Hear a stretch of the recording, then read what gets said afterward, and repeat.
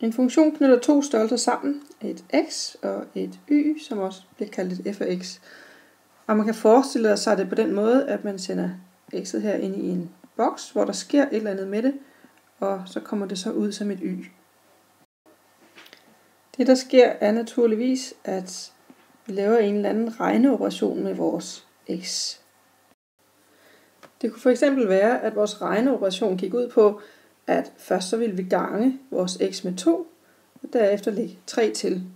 Derved vil vores f af x eller vores y komme til at hedde 2x plus 3. Hvis vi igen vender tilbage til metaforen med boksen, som vi sender vores x ind i, jamen så kunne vi jo forestille os, at vi sendte et total ind i boksen. Og hvad ville så ske med det? Total, ja, først ville det jo skulle ganges med 2, og derefter så skulle der lægges 3 til, så det er det vi gør her. Vi siger, at vores x det er 2, så vi skal først tage vores total og gange det med 2, og lægge 3 til, og så får vi vores f af x eller vores y ud som 7. På samme måde kunne man sætte x lige med minus 4 ind, så får vi, at vi skal gange vores minus 4 først med 2, og så skal vi lægge 3 til, og så vil vi få 5. På samme måde kan man også sige, at vores x-værdi, så at sige, at den hedder x plus 1. Det vil sige, at vi har vores, sætter det ind på x's plads her, x plus 1. Så vi har vores x plus 1 her, og den skal vi så først gange med 2, og lægge 3 til. Det vil sige, så kan vi så gange ind i parentesen. Vi har 2 gange x, dem har vi her, og plus 2 gange 1, det giver 2. Og så lægger vi vores 3 til, og så får vi 2x plus 5 ud.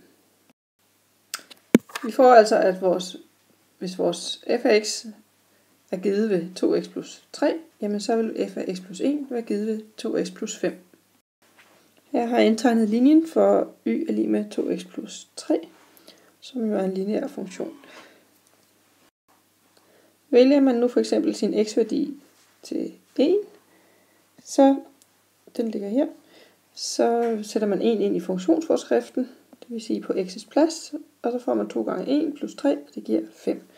Og det passer så med, hvis vi har vores x-værdi 1 her, og så går op her til grafen for f, og så går vi ud på y-aksen og aflæser, og her står 5.